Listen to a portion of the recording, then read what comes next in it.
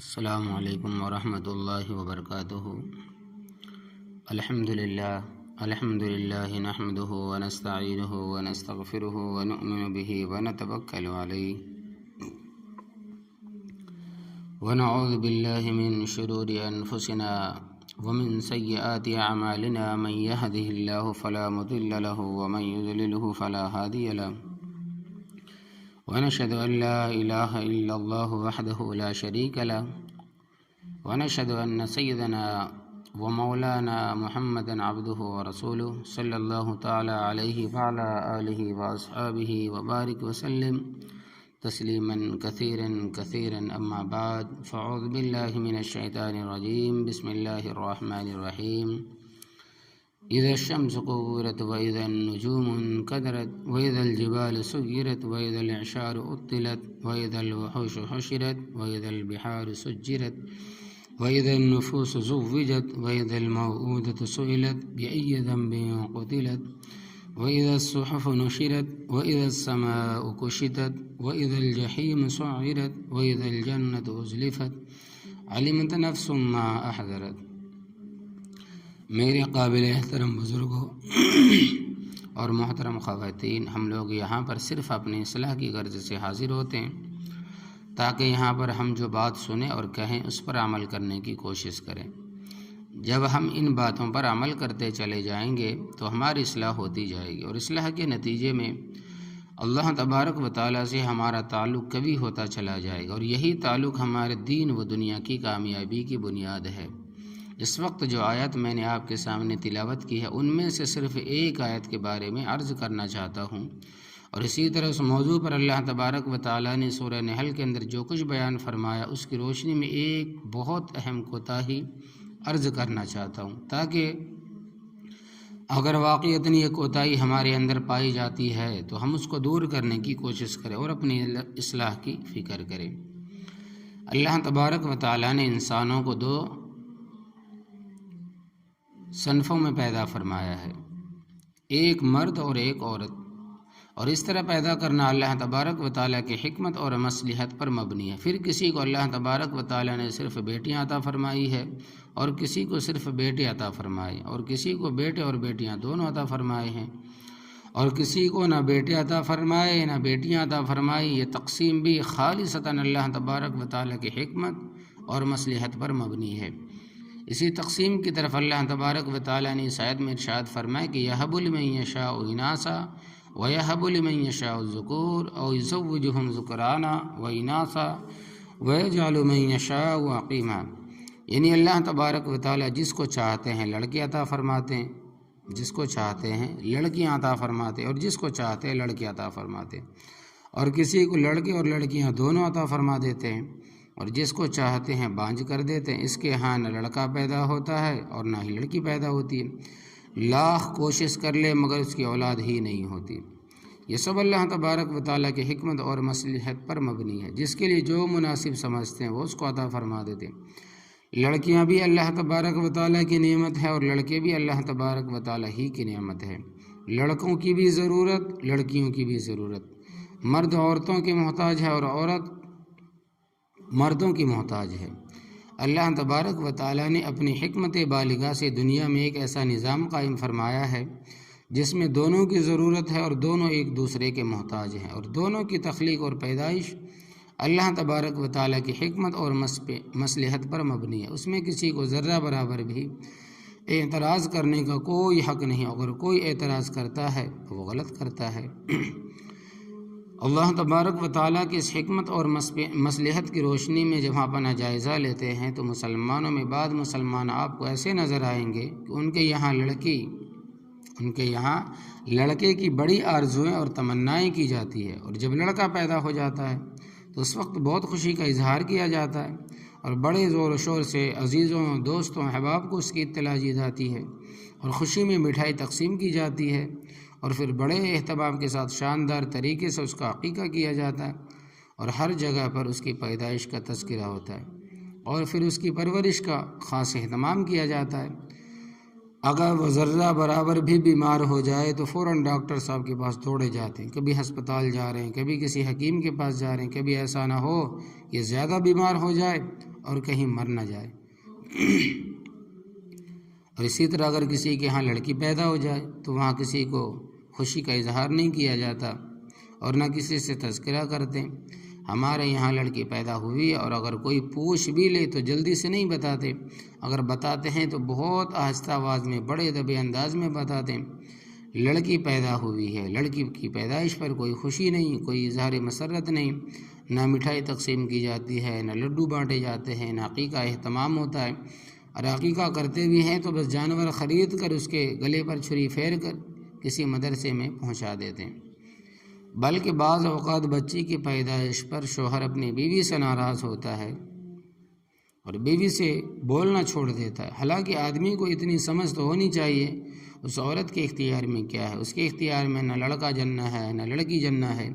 اس کے اختیار میں تو کچھ بھی نہیں اور نہ تمہارے اختیار میں ہے۔ تم دونوں اس معاملے میں برابر ہو، بلکہ یہ سب کچھ اللہ تبارک و تعالیٰ کے حکم اور مصلحت سے ہے، اور وہی پیدا کرنے والا ہے۔ اس نے لڑکا پیدا کرنا چاہا تو لڑکا پیدا ہو گیا، اس نے لڑکی پیدا کرنا چاہی تو لڑکی پیدا ہو گئی۔ لہٰذا بیوی پر ناراض ہونا، اس سے بول چال بند کر دینا کتنی زیادتی کی بات ہے۔ لیکن بعض مسلمان ایسے ہیں اگر ان کے یہاں لڑکی پیدا ہو جائے تو وہ بیوی سے ناراض ہو جاتے ہیں، دوست و احباب سے چھپے پھرتے ہیں، کہیں ایسا نہ ہو کہ کوئی ہم سے یہ پوچھ نہ لے کہ تمہارے گھر کس کی ولادت ہوئی، تاکہ یہ بتانا نہ پڑے کہ ہمارے گھر میں لڑکی پیدا ہوئی۔ ایسے واقعات بھی سننے میں آئے ہیں کہ جب کسی کے گھر ایک دو لڑکیاں پیدا ہو گئی تو شوہر نے بیوی سے یہاں تک کہہ دیا اگر آئندہ تیرے یہاں لڑکی پیدا ہوئی تو تجھے طلاق دے دوں گا۔ الیاذ باللہ، یہ کس قدر زیادتی کی بات ہے۔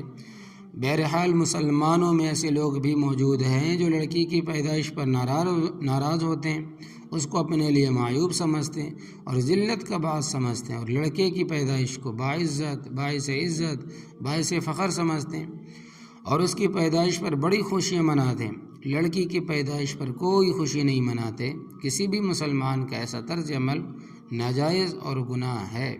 اور در پردہ اللہ تبارک و تعالیٰ کی حکمت اور مصلحت پر ایک طریقے سے اعتراض ہے۔ قرآن کریم نے یہ عمل کافروں کو بتایا ہے۔ اسلام سے پہلے زمانہ جاہلیت میں کفار عرب کے اندر یہ دستور تھا کہ جب ان کے یہاں لڑکی پیدا ہوتی تو لڑکی کا باپ اس کی پیدائش کو اپنے لیے معیوب اور باعث ذلت سمجھتا تھا اور بچے کی ولادت سے چند روز پہلے ہی منظر سے غائب ہو جاتا اور لوگوں سے چھپا چھپا پھرتا تھا کہ معلوم نہیں کہ میرے گھر میں کیا پیدا ہوا۔ پھر اگر لڑکا پیدا ہو جاتا تو وہ اس کے اپنے لیے باعث عزت سمجھتا اور لڑکی پیدا ہوتی تو اس کو اپنے لیے ذلت اور رسوائی کا باعث سمجھتا۔ وہ یہ سوچتا کہ اگر لڑکی پیدا ہوئی اور میں لوگوں کے سامنے ہوں گا تو کہیں میری ذلت اور رسوائی نہ ہو جائے، اس لیے وہ پہلے ہی چھپ جاتا تھا اور لوگوں سے ملنا جلنا چھوڑ دیتا تھا۔ اگر اس کو لڑکے کے پیدا ہونے کی خوشخبری ملتی تو وہ پھر سب کے سامنے آ جاتا، سب سے کہتا ہے کہ میرے یہاں لڑکا ہوا ہے اور میں نے یہ نام رکھ دیا ہے۔ پھر وہ لوگ اپنی جہالت میں اس حد تک بڑھے ہوئے تھے کہ وہ لڑکی کی پیدائش کے بعد یہ سوچتے تھے یا تو میں اس لڑکی کو زندہ رکھوں اور جب تک یہ زندہ رہے اس وقت تک میں ذلیل و خوار رہوں، یا پھر میں اس کو قتل کر دوں یا اس کو ویسے ہی زندہ دفن کر دوں، الیاذ باللہ، اور اس مصیبت سے اپنی جان چھڑاؤں۔ چنانچہ بعض لوگ اپنی لڑکیوں کو زندہ دفن کر دیا کرتے تھے اور بعض لوگ پہلے اس کو جان سے مار دیتے اور پھر اس کو مٹی میں دبا دیتے تھے۔ لڑکیوں پر وہ اس قدر ظلم کیا کرتے تھے، چنانچہ قرآن کریم میں سورہ نحل میں ان کے اس مضموم عمل کا اس طرح ذکر فرمایا، وَإِذَا بُشِّرَ أَحَدُهُم بِالْأُنثىٰ ظل وجهه مسودا وهو كظيم يتوارى من القوم من سوء ما بشر به أيمسكه على هون أم يدسه في التراب ألا ساء ما يحكمون۔ اور جب ان میں سے کسی کو بیٹی کی خوشخبری دی جائے تو سارے دن اس کا چہرہ بے رونق رہے اور دل ہی دل میں گھٹتا رہے، اور جس چیز کی اس کو خبر دی گئی ہے اس کی عار سے لوگوں سے چھپا چھپا پھرے، یہ تو ذلت کو قبول کر کے اس کو رہنے دے دیا یا اس کو مٹی میں دبا دیا۔ خوب سن لو کہ وہ بہت برا فیصلہ کرتے ہیں۔ مفسرین نے اس کے اس عمل کی کئی وجوہات لکھی ہے۔ ان میں سے ایک وجہ تو یہ تھی کہ وہ لڑکی کو اپنے لیے ذلت کا باعث سمجھتے تھے، جب بیٹا پیدا ہونے کو اپنے لیے عزت کا باعث سمجھتے تھے، اس لیے بیٹی کو زندہ ہی دفن کر دیا کرتے تھے۔ بعض مفسرین نے یہ وجہ لکھی ہے کہ یہ لوگ در حقیقت لڑکی کو فکر و فاقہ کا سبب سمجھتے تھے۔ اگر لڑکی پیدا ہوئی تو زندگی بھر اس کو دینا ہی پڑے گا، ساری عمر کما کر کھلانا پڑے گا، اعوذ باللہ، اس لیے اس کو اپنے لیے ایک بوجھ سمجھتے تھے اور اس کو کھلانے پلانے کو اپنے لیے آفت ناگہانی سمجھتے تھے۔ اس وجہ سے اس کو زندہ ہی دفن کر دیا کرتے تھے، یہ جان سے مارے اس کو زمین میں دبا دیا کرتے تھے۔ بعض حضرات نے یہ وجہ بیان کیا ہے کہ ان کا یہ عقیدہ تھا کہ فرشتے اللہ تبارک و تعالیٰ کی بیٹیاں ہیں، اور جب کسی کے یہاں لڑکی پیدا ہوتی تو وہ اپنے اس عقیدے کی بنیاد پر یہ سوچتا ہے بیٹیاں تو اللہ تبارک و تعالیٰ کی ہوتی ہے اور بیٹے ہمارے ہوتے ہیں، لہذا اس لڑکی کو اللہ تبارک و تعالیٰ تک پہنچا دو، اور اللہ تبارک و تعالیٰ تک پہنچانے کے لیے لڑکی کو زندہ ہی دفن کر دیتے۔ یہ تو اللہ تبارک و تعالیٰ کی امانت ہے، اللہ تبارک و تعالیٰ تک پہنچنی چاہیے۔ بہرحال یہ عمل چاہے وہ ذلت کی وجہ سے کرتے تھے یا فکر و فاقہ کے ڈر سے کرتے تھے، یہ اس باطل اور غلط عقیدے کی بنیاد پر کرتے تھے کہ بیٹیاں اللہ تبارک و تعالیٰ کی ہے اور بیٹے ہمارے ہیں، تینوں صورتوں میں ان کا یہ فعل حرام اور ظلم اور ناجائز تھا۔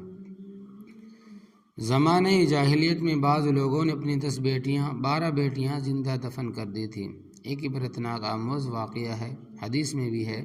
آپ ذرا دل کی آنکھوں سے سنیے۔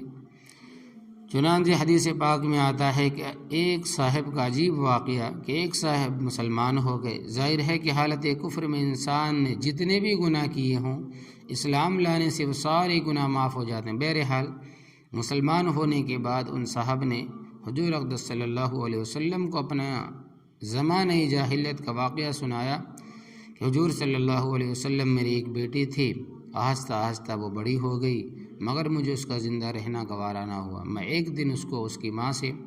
بہانہ کر کے لے گیا۔ میں نے اس سے کہا کہ چلو ذرا گھومنے چلتے ہیں۔ پھر میں اس کو جنگل لے گیا، وہاں پر میں نے پہلے سے کنواں کھودا ہوا تھا۔ وہاں جا کر میں نے اس سے کہا کہ میں یہاں کنواں کھودنا چاہتا ہوں تاکہ پانی حاصل ہو جائے،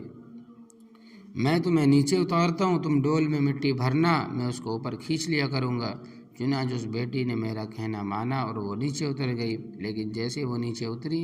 میں نے اوپر سے مٹی ڈالنی شروع کر دی۔ بیٹی نے کہا ابا آپ کیا کر رہے ہیں؟ مجھ پر مٹی گر رہی ہے، لیکن میں ایسا سنگ دل تھا کہ مجھ پر اس کی کسی بات کا اثر نہ ہوا اور میں برابر مٹی ڈالتا رہا۔ وہ مٹی پہلے اس کے گھٹنوں تک آئی، پھر پیٹ تک، پھر گردن تک۔ بیچاری وہ چیختی رہی، چلاتی رہی کہ ابا میں نے تجھے پریشان نہیں کروں گی، ابا مجھے زندہ چھوڑ دے، میں کہیں جا کر زندگی بسر کر لوں گی، ابا مجھے معاف کر دیں، ابا مجھے یہاں سے نکال دے۔ پھر بالآخر سر کے اوپر تک آ گئی، یہاں تک کہ وہ زمین کے برابر ہو گئی۔ وہ بیٹی چیخ و پکار کرتی رہی، آخرکار اس کی چیخ و پکار بھی ختم ہو گئی اور میں اس طرح اس کو زندہ دفنا کر واپس آ گیا۔ اللہ اکبر کبیرہ، اللہ حفاظت فرمائے۔ وہ صاحب کہتے ہیں کہ جب میں نے یہ واقعہ نبی کریم صلی اللہ علیہ وسلم کو سنایا تو آپ کی آنکھوں سے ٹپ ٹپ ٹپ آنسو گرنے لگے اور فرمایا کہ ہائے تم نے یہ کیا کیا، اس طرح بھی وہ لوگ کیا کرتے تھے۔ آپ سنیں اس واقعہ کو، انسان کا دل دہل جاتا ہے کہ ایک وہ بچی بیچاری معصوم ہوتی ہے، پھر چیختی بھی رہی، چلاتی رہی، کتنا سخت دل باپ۔ اللہ تبارک و تعالی ہمارے دلوں میں ہماری اپنی بچیوں کی محبت پیدا فرمائے۔ مسلمانوں کا یہ طرز عمل درست نہیں ہے۔ اس طرح آج جو مسلمان بیٹی کی پیدائش پر نفرت کا اظہار کرتے ہیں یا غصہ کا اظہار کرتے ہیں یا اس کی پیدائش کو اپنے لیے باعث ذلت اور باعث عار سمجھتے ہیں اور برملا اس کا اظہار کرتے ہیں، وہ غور کر لے کہ ان کا یہ عمل کن لوگوں کے مشابہ ہے۔ یاد رکھیے جس طرح بیٹا اللہ تبارک و تعالیٰ کی نعمت ہے، اسی طرح بیٹی بھی اللہ تبارک و تعالیٰ کی نعمت ہے۔ دونوں کی پیدائش عین اللہ تبارک و تعالیٰ کی حکمت اور مصلحت کے مطابق اسلام نے آ کر اس ظالمانہ رسم کا خاتمہ کیا ہے، لہذا مسلمانوں کا اس رسم سے کوئی واسطہ اور تعلق نہیں ہونا چاہیے۔ بیٹی کی پیدائش پر ہرگز نفرت یا غصہ کا اظہار نہ کرنا چاہیے اور مسلمانوں کو اس سے باز رہنا چاہیے۔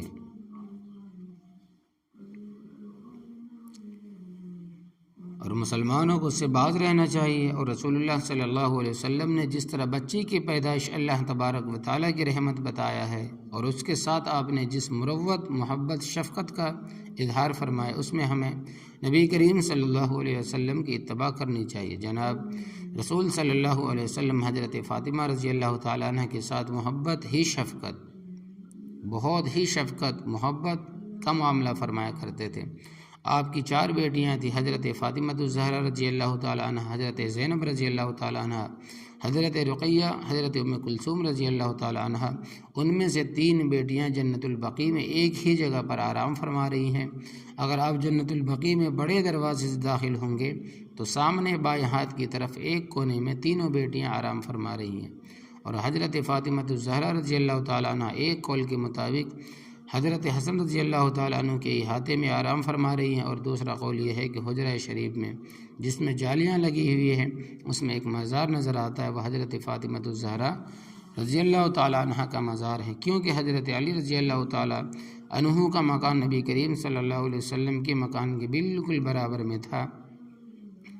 اور اب بھی وہ جگہ حجرہ شریف کے اندر ہی ہے۔ اس لیے بعض علماء نے اس دوسرے قول کو ترجیح دی ہے۔ پہلے 3 بیٹیوں کا انتقال جلدی ہو گیا تھا، اور حضرت فاطمہ رضی اللہ تعالیٰ عنہ کا انتقال آپ کے انتقال کے 6 ماہ بعد ہوا۔ حضور اقدس صلی اللہ علیہ وسلم جب سفر میں تشریف لے جاتے تو سب سے آخر میں حضرت فاطمہ الزہرا رضی اللہ تعالیٰ عنہ سے ملتے، اور جب سفر سے واپس تشریف لاتے تو سب سے پہلے حضرت فاطمہ الزہرا رضی اللہ تعالیٰ عنہ کے پاس تشریف لے جاتے۔ اس قدر آپ شفقت اور محبت کا اظہار فرمایا کرتے تھے۔ آپ نے اپنے طرز عمل سے بیٹی کی عزت، اس کے ساتھ شفقت، اس کا احترام، اس کے ساتھ محبت کا بے مثال نمونہ قائم فرما دیا، تاکہ ہم بھی نبی کریم صلی اللہ علیہ وسلم کی اتباع میں اپنی بیٹیوں کے ساتھ وہی سلوک کریں جیسا سلوک آپ نے کر کے دکھایا ہے۔ سرکار دو عالم صلی اللہ علیہ وسلم نے بیٹیوں کی پرورش کرنے پر جتنے فضائل بیان فرمائے ہیں، بیٹی کی پرورش پر اس قدر بیان نہیں فرمائے۔ حضرت ابو سعید خدری رضی اللہ تعالیٰ عنہ سے مروی ہے، سرکار دو عالم صلی اللہ علیہ وسلم نے فرمایا، جس شخص کی 3 بیٹیاں ہوں یا 3 بہنیں ہوں اور وہ ان کے ساتھ احسان اور سلوک کا معاملہ کرے، ان کے ساتھ اچھا برتاؤ اور اچھا معاملہ کرے، ان کے باوجود اپنے لیے ذلت اور خواری کا باعث نہ سمجھے، تو اس کی بدولت وہ جنت میں داخل ہوگا۔ ایک دوسری حدیث جو حضرت ابو سعید خدری رضی اللہ تعالیٰ عنہ سے مروی ہے، وہ فرماتے ہیں کہ حضور اقدس صلی اللہ علیہ وسلم نے فرمایا، جس شخص کی 3 بیٹیاں یا 3 بہنیں ہوں یا 2 بیٹیاں 2 بہنیں ہوں اور وہ ان کے ساتھ بہت اچھی طریقے سے زندگی گزارے، یعنی ان کے جو حقوق شریعت نے مقرر فرمائے ہیں وہ ادا کرے، ان کے ساتھ احسان اور سلوک کا معاملہ کرے، ان کے ساتھ اچھا برتاؤ کرے، ان کے وجود کو اپنے لیے مصیبت اور باعث ذلت نہ سمجھے، ان کے حقوق کی ادائیگی کے سلسلے میں اللہ تبارک و تعالیٰ سے ڈرتا رہے، تو اللہ تبارک و تعالیٰ اس کی بدولت اس کو جنت میں داخل فرمائیں گے۔ ترمذی کی روایت ہے۔ حضرت ابو ہریرہ رضی اللہ تعالیٰ عنہ سے روایت ہے کہ حضور اقدس صلی اللہ علیہ وسلم نے ارشاد فرمایا کہ جس شخص کی 3 بیٹیاں یا 3 بہنیں ہوں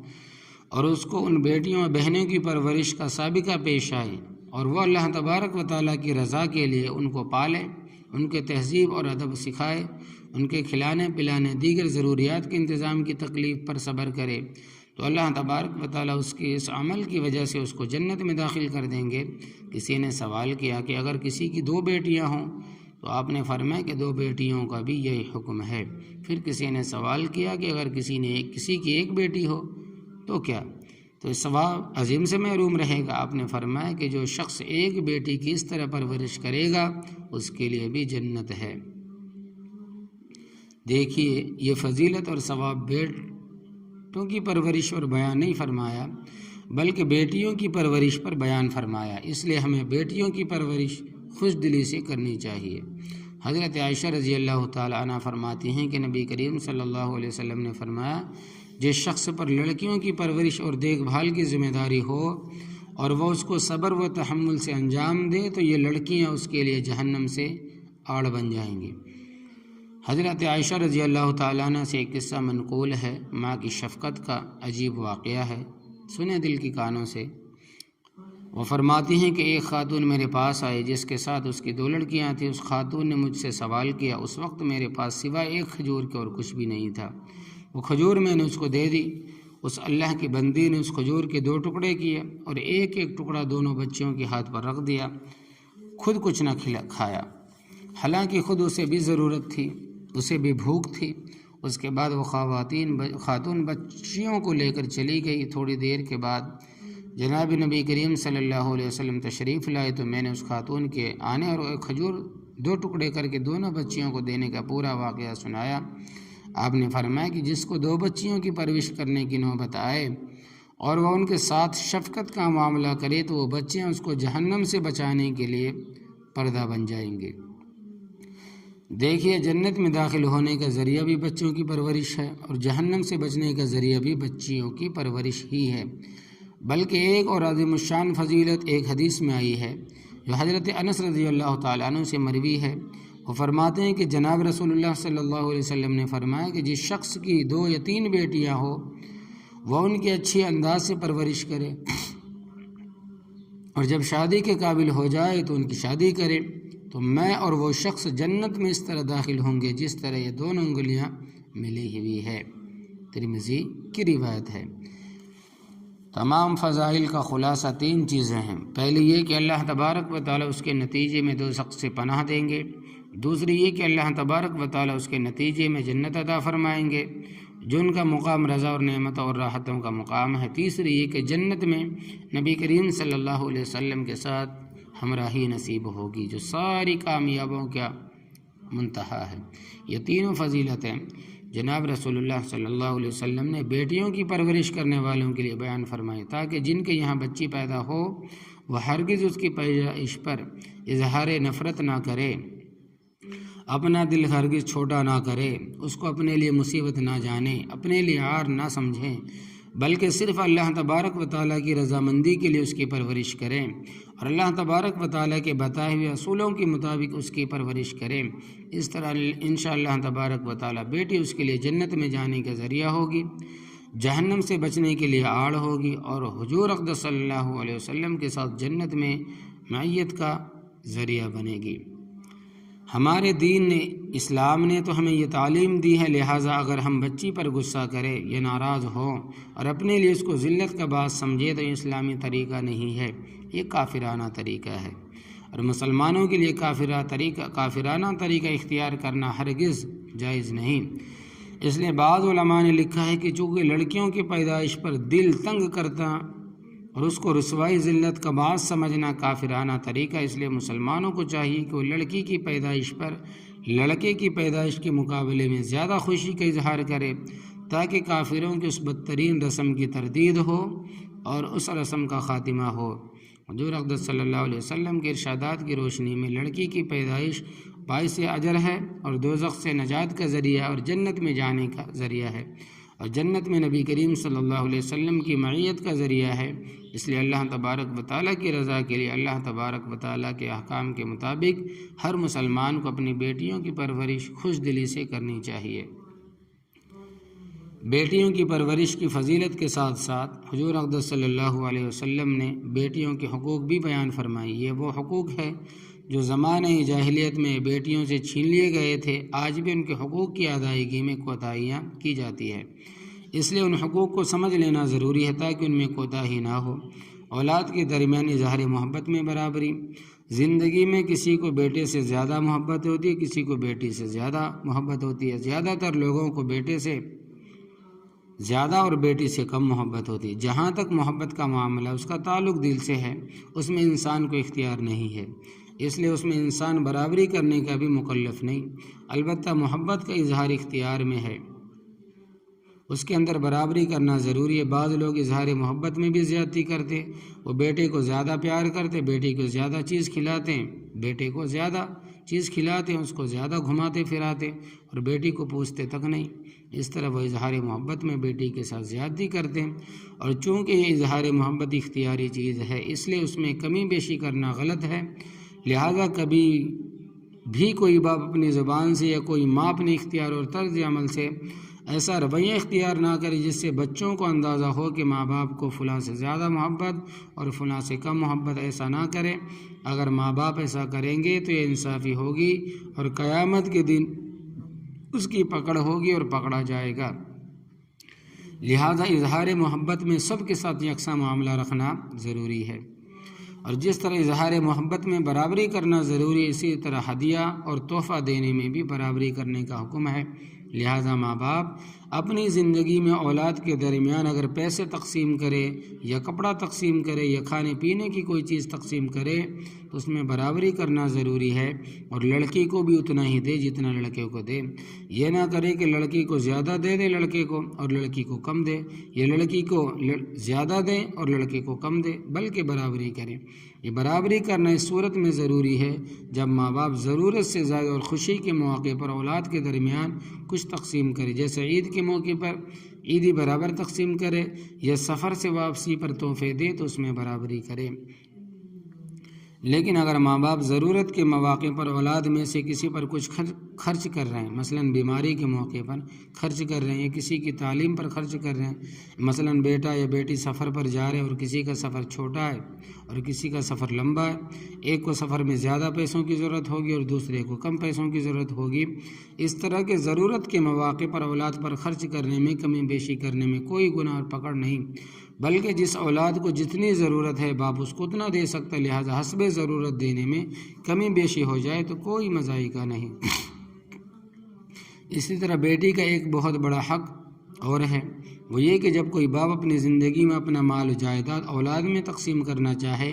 تو اس سلسلے میں پہلی بات یہ سمجھ لینی چاہیے کہ زندگی میں اپنا مال و جائیداد اولاد میں تقسیم کرنا ضروری نہیں ہے۔ اس طرح یہ بھی سمجھ لینا چاہیے کہ ماں باپ کی صحت والی زندگی میں ان کے مال و جائیداد میں اولاد کا کوئی حق نہیں ہے، بلکہ ماں باپ اپنی جائیداد کے مالک ہیں، ان کو اختیار ہے کہ وہ اپنی جائیداد اپنی اولاد میں اولاد کے درمیان تقسیم کرے اور چاہے تو تقسیم نہ کرے۔ اولاد ان سے یہ مطالبہ نہیں کر سکتی جو کچھ آپ نے کمایا ہے ہمارے درمیان تقسیم کر دیجیے اور ہمارا حق ہمیں دے دیجیے، یہ مطالبہ اولاد کو نہیں کرنا چاہیے، اس لیے کہ جب زندگی میں اولاد کا حق ہی نہیں ہے تو پھر مطالبہ کیسا؟ کیونکہ ماں باپ کی صحت والی زندگی میں جائیداد پر اولاد کا کوئی حق نہیں ہے۔ یہ اس لیے کر ذکر دیا کہ بعض اولاد ماں باپ پر اس طرح زیادتی کرتی ہے کہ وہ ماں باپ کو مجبور کرتی ہے کہ آپ کو تو بس اب جائیداد کی ضرورت نہیں، آپ کو اس کا کیا کرنا ہے، یہ سب ہمارا حق ہے، آپ اپنی زندگی میں اس کو تقسیم کر کے فارغ کر دیجئے، آپ کے مرنے کے بعد معلوم نہیں کہ کون ہمیں دے یا نہ دے، یا آپ کے بعد ہمارے درمیان جھگڑا ہو جائے، اس لیے آپ ہمیں ابھی فارغ ہو جائیں، دے کر فارغ ہو جائیں۔ یاد رکھیے جب اولاد کو ان کی زندگی میں ان کی جائیداد پر کوئی حق نہیں ہے تو زبردستی تقسیم کرانا اور تقسیم کرنے پر زور دینا کیسے درست ہوگا؟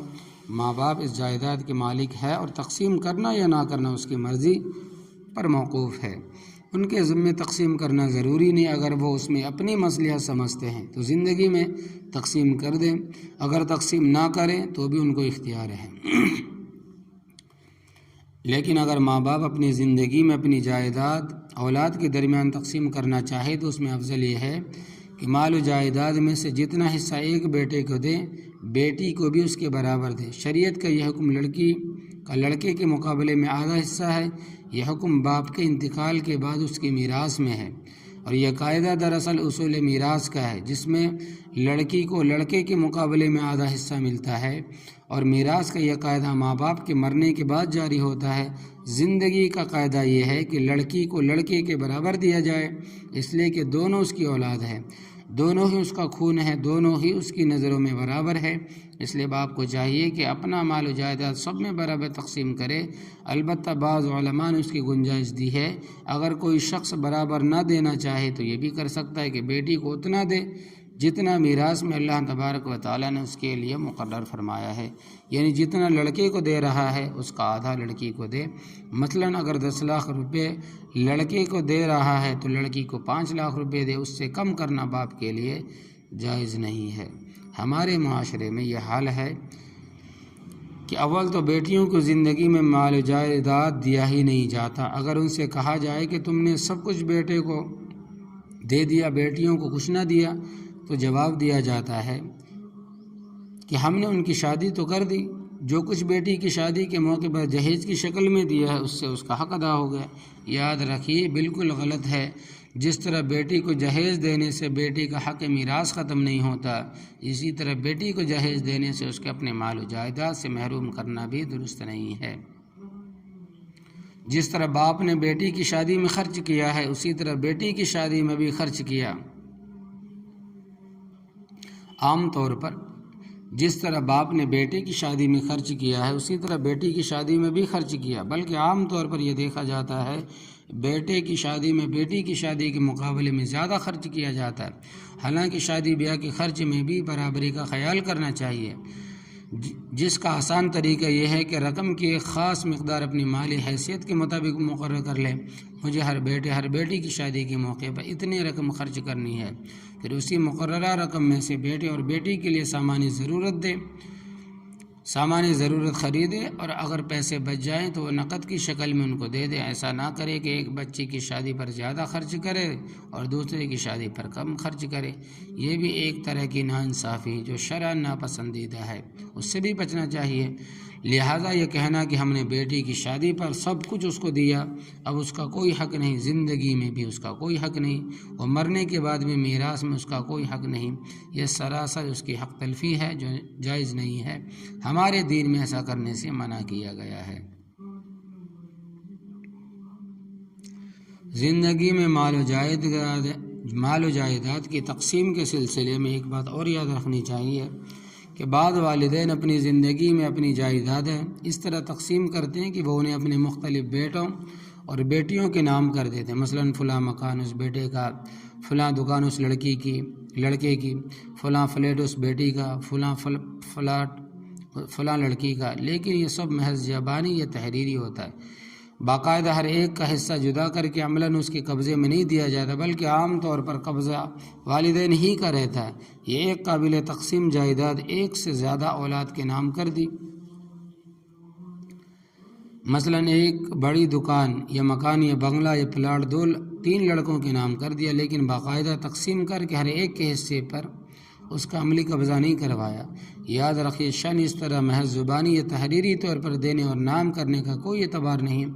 اگر اس طرح جائیداد دی گئی تو کوئی اولاد اس کی مالک نہیں بنے گی، بلکہ وہ جائیداد بدستور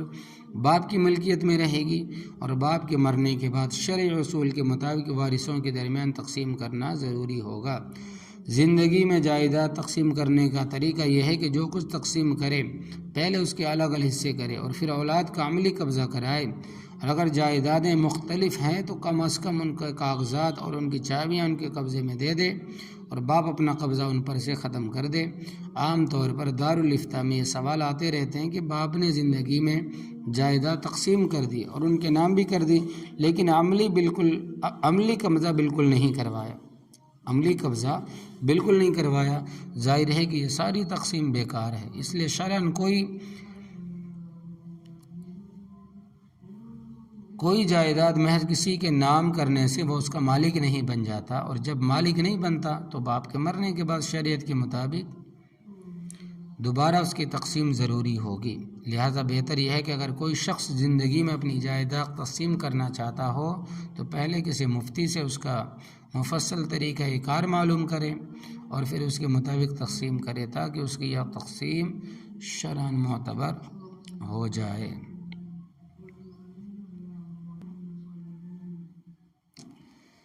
بہرحال بیٹی کو کم دینا، بالکل نہ دینا شرعاً ظلم اور ناجائز ہے۔ حدیث شریف میں نبی کریم صلی اللہ علیہ وسلم نے ارشاد فرمایا، من قطع میراث وارثہ قطع اللہ میراثہ من الجنہ، یعنی جس شخص نے اپنے وارث کی میراث کو ختم کیا تو اللہ تبارک و تعالی جنت میں سے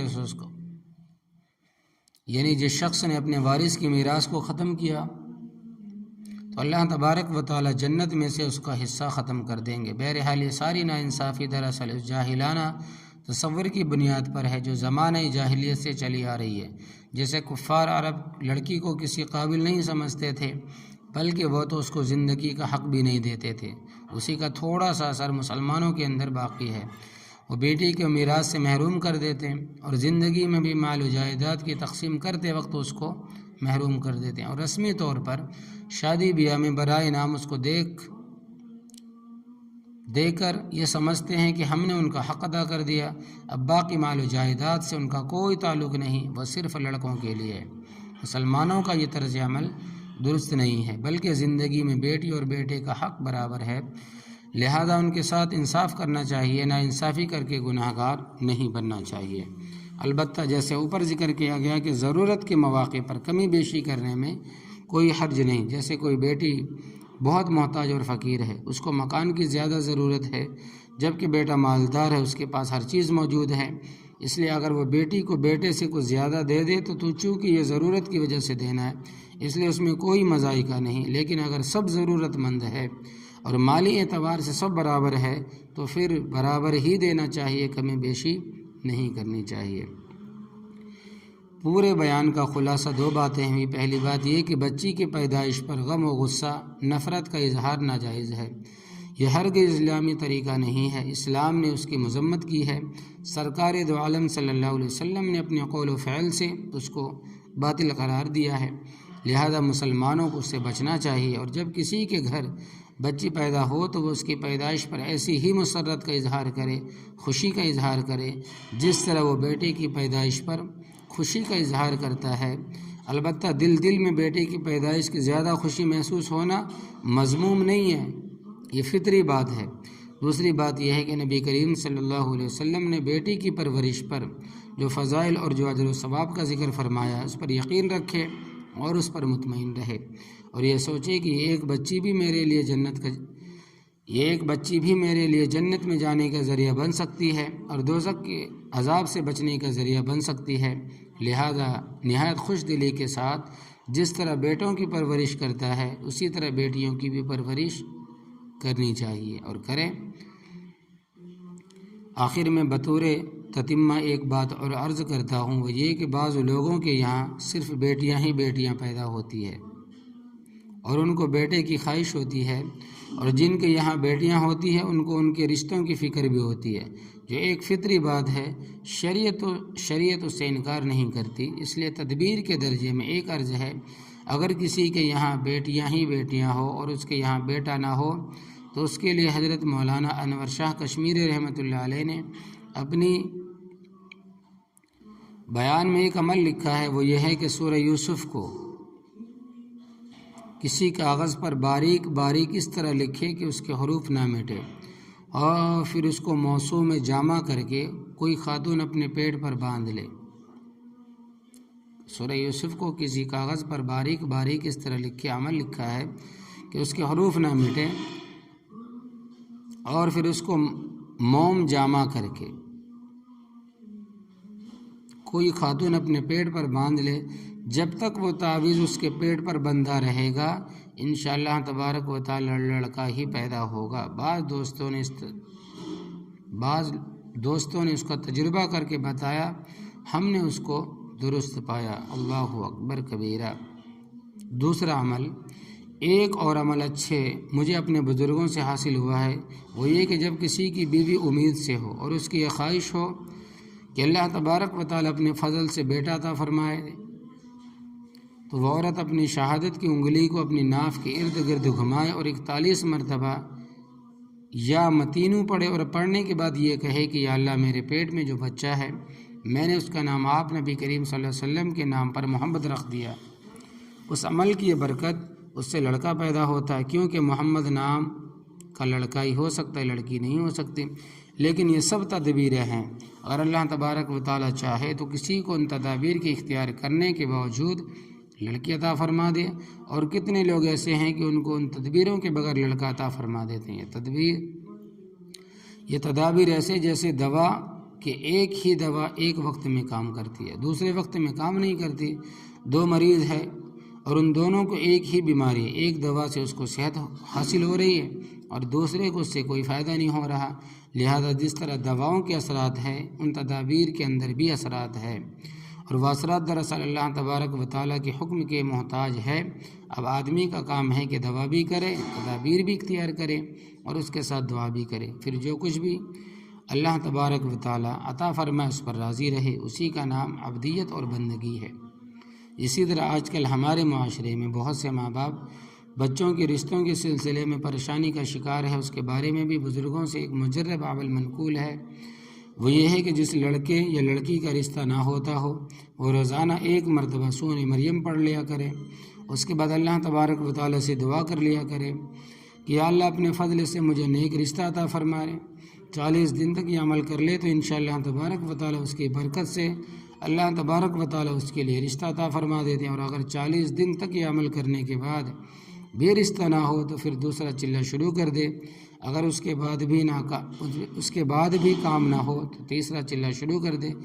3-4 چلوں کے بعد انشاءاللہ تبارک و تعالی ضرور رشتے طے ہو جائے گا، تاہم جب تک مقصد پورا نہ ہو یہ عمل جاری رکھے۔ بہت سے حضرات نے اس کا بھی تجربہ کر کے بتایا، انہوں نے اس عمل کو مجرب پایا ہے۔